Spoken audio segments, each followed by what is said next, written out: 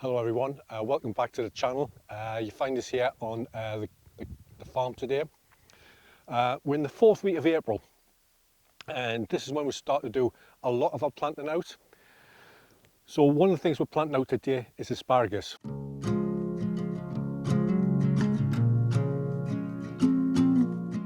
We grow a lot of asparagus on the farm because it's one of Alex's favourite vegetables.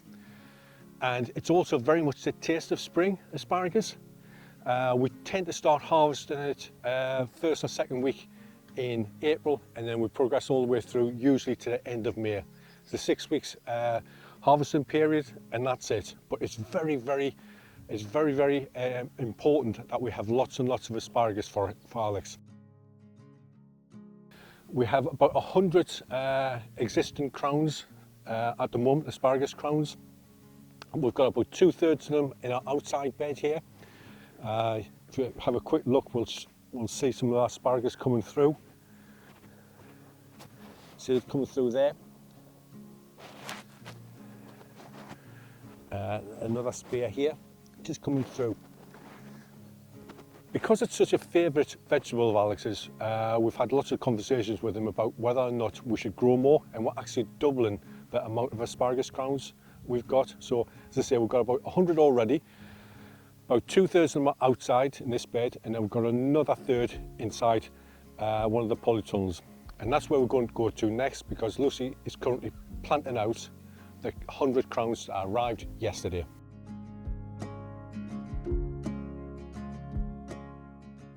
As we go past here, you'll be able to see our herb gardens. And you can see the mint starting to come through. We've got a lot of caraway here that's coming, and we've just been harvesting that this morning for yam. We've got salad burnet, we've got sweet Sicily, we've got garlic chives, and this, as I said, asparagus is very much a taste of spring. Another thing that's very much a taste of spring is lovage. And the restaurants all love the lovage we've got, and it's got a wonderful smell.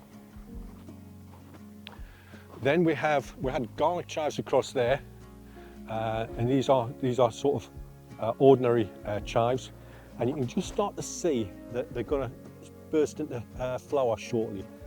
And we harvest the chives not only for the green part, which tastes amazing, but also the flowers as well. Really good decoration for dishes. You can see at the far side here, we grow this bit in the corner here. This is fennel herb.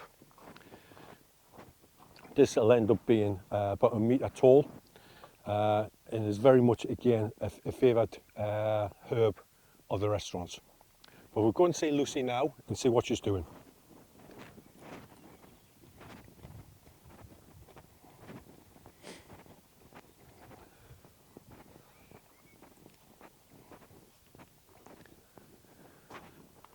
Yes, as I say, asparagus is really important for us and important for Alex, and Lucy is currently getting ready to plant out the asparagus crowns. Lucy, so explain to me what these are. Yeah, so these are the asparagus crowns. They'll be grown from seed and then sort of grown on for about a year, and then we can buy them as crowns, so that means we can get a crop a bit faster than if we'd grown it from seed. So yeah, these have got like all the long roots and the little growing point. Well, you've created a bit of a hill here, haven't you? Yeah, so because the roots are so long, you kind of need to create a little bit of a ridge to plant them on. They go about 18 inches apart, and you've got to make sure the growing point is on the top of the ridge, and then the roots can sort of go down either side. And then once I've put all these out on the rows, I'll cover it with a little bit of compost just so the crown's shown, and then give it a really good water in just to settle all the soil around the roots, and then top it off with a couple of inches of compost just to completely cover them. And then these will be left to grow for the next 3 years, so can't harvest for 3 years, which we have to keep telling Alex. So the plants really get established, and then you get a really good crop off them. So if we leave them for 3 years, right? So we're planting them at the moment, and this is in a year's time. We just let them grow, don't we? Yeah, we just let them grow really tall. They'll get to about this high. Yeah. And yeah, they've got really like fern like foliage, and we let them. That's what happens is that's what gets all the photosynthesis. So Yeah. that puts all of the energy back down into the crown, so that next year they'll put up more spears. Yeah. So you have to let that happen like a few years in a row, just so that they get a lot of. So basically, we effectively let them just grow at will for the next 3 years. Yeah, we don't do anything to it until the autumn. We'll cut them back in the autumn, and then they'll grow again in the spring. Yeah. So that's an important point. So they get up, as you say, they get up to this height, and then come autumn time, you'll cut them down again. Yeah. Yeah. Yes. The next row will be staggered. So you'll be putting these ones in there. Yeah, in between each one. Yeah. So say we let them grow. It's the same variety that we grow all the way throughout the rest of the farm, and this is also what Lucy will be targeting for once she's got this all done. As I say, we've got 100 new crowns coming in, and these ones, you can see the surround is a bit higher than this bed here, and the reason for that is this is where we're going to focus on growing white asparagus. So white asparagus is the same as green asparagus, apart from it's deprived of light.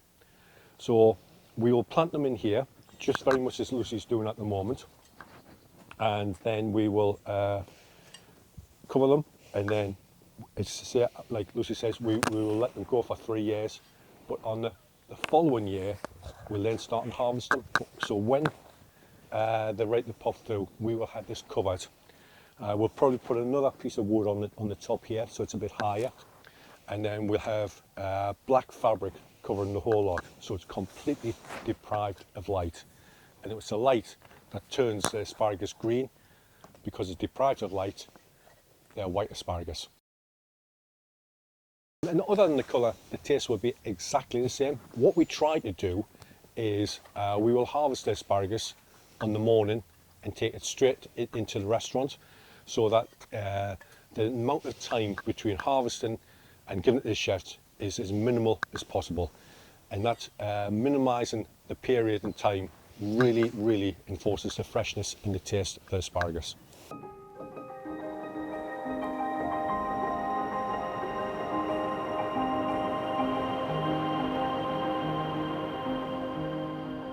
Could you pass me that bag, Bob? Yeah. Thank you. So do they look good plants, good crowns? Yeah, they look pretty good. Yeah. Yeah, there's lots of them. Good size. So One of the things that we're organically certified, and you can't get organically certified asparagus crowns. So when we about to order them, I write to the Soil Association, and we apply for what's called a derogation.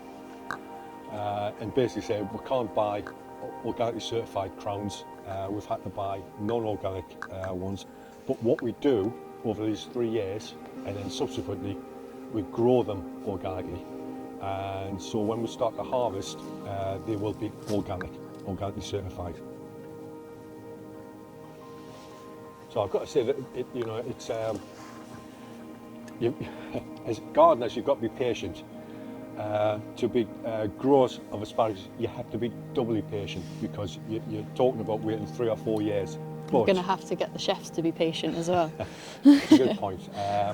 So we've just got to really work together and make sure that we're doing things so that they get the best produce, which sometimes means they have to wait. As you can see, asparagus is really important to us, really important to Alex. It tastes amazing. Fresh asparagus in the springtime is just wonderful. We in total have probably got about 200 crowns once we've got this last lot out. So we've got about 200 crowns, but obviously in your back garden, your allotment, wherever you grow them at home, you'll not want 200 crowns. 2, 3, 4, 5 crowns will be enough to get a really, really good harvest each year. Tips, you've got to really plan ahead because you plant them in the spring, so it's important that you sort of think where it's going to go, and you get the beds prepared and you order from whatever seed or plant company you prefer. They don't like the wet, which is why we grow a lot of our asparagus inside. They're fairly tolerant of drought conditions. You quite often see in the books that they're like sandy conditions. So it's important that you don't put them somewhere that's wet. You create those mounds, and if you can have the opportunity to grow them inside, I mean, we're in Northumberland, so we do tend to have wet and cold conditions. If you can grow them inside, that's great. You have to wait a few years, but the length of time is really, really beneficial, and when you get the harvest, it tastes amazing.